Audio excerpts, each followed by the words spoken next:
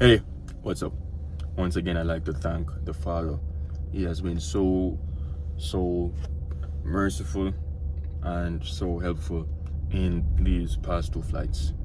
I'm so grateful, Father. Thank you for all that you've done for me. Thank you for continuing to lead me and protect me and strengthen me throughout this journey. Thank you, Father.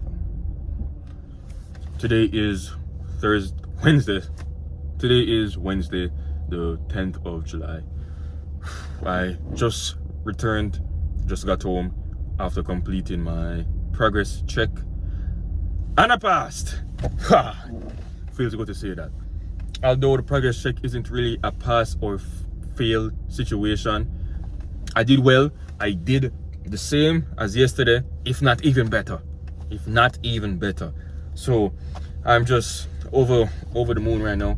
I'm so grateful. I'm so happy because now I have to go ahead to begin working on circuits, which of course is going to be a build up into doing that solo, into getting that first solo.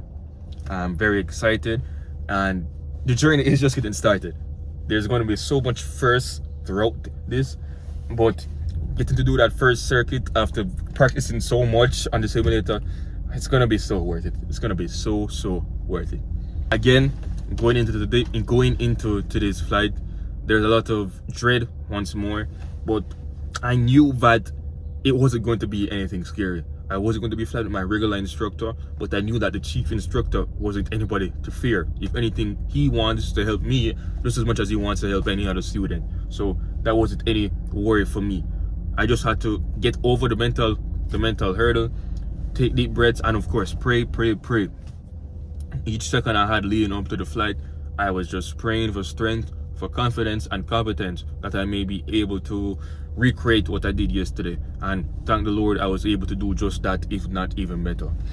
So to give a rundown of today's flight, it was every maneuver except power on stalls. The winds up at altitude were really bumpy, so we didn't want to take any unnecessary risks practicing power on stalls in those kind of winds.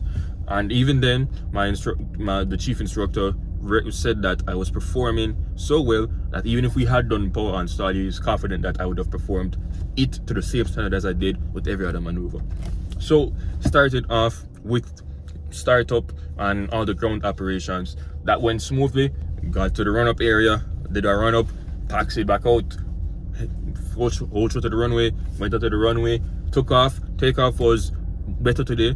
I don't think it is to a level I would like yet, but it is getting much better in terms of adjusting for that VY and trimming as quickly as possible. Turning to crosswind and downwind, that was good as well. And importantly, leveling off at 1,000 feet was very good. Leveling off throughout this entire flight was very good. I was able to maintain my altitude, and if I did overshoot or undershoot, I was able to correct very quickly and get back on. When I learned that trick in a YouTube video, I believe it was 2 days ago, where you want to start leveling off at 10% of your climb or descent rate. So for example, if I'm going 500 feet per minute, I level off 50 feet before. So at 1,000 feet, I want to level off at 950, begin leveling off at 950. And it has been working wonders for me. It has been working wonders. And this flight and yesterday's flight are just two very good examples. And I'm sure I'm going to get to practice it a lot more when we do a lot of taking off and leveling off back and forth in the circuit. Heading off to the training area now.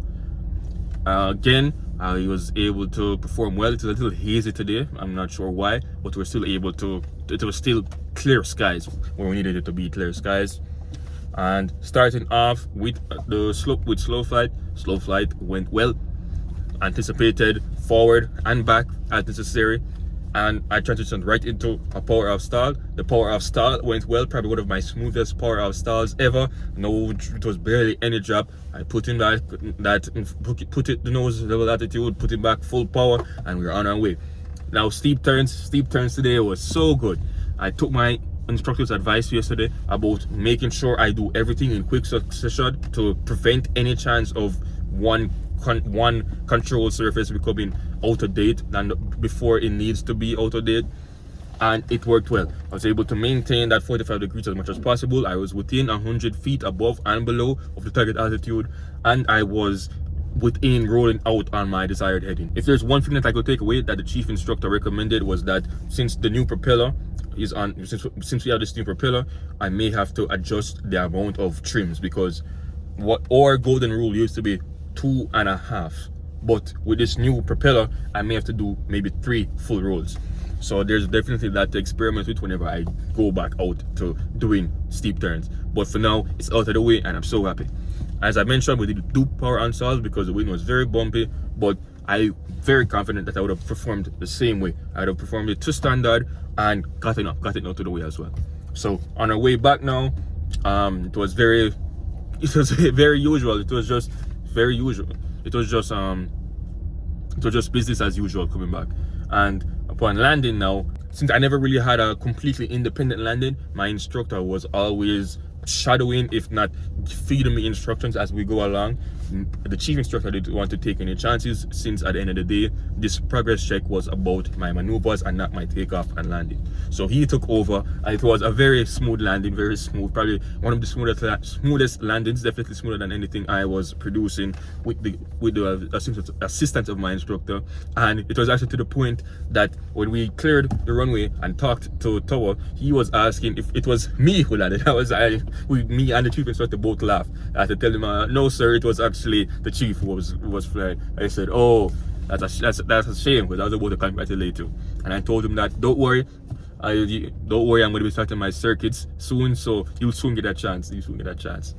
So we taxied in, parked the aircraft, secured everything, and went about our way. And for my 8th flight, to be able to progress onto the next stage of training, I'm so happy, I'm so grateful, I'm so thankful. So I'm now 8 flights in at 11.1 hours. 11.1 hours. Let's see how long it can take me to get competent with the circuits to get that first solo. Thank you for watching this video. If you made it this far, subscribe to the channel, leave a comment, like the video. My name has been Robert Watson. Remember to always be improving. I'll see you again very soon. God bless. Yeah. I only tell you the truth. I ain't got nothing to lose. Yeah, I gave my life to God and I'm still ballin'. Ain't nobody that can tell me I ain't all in. Late at night I hear the devil steady calling me. That's when I pray to the Father that He give me strength to fight these monsters.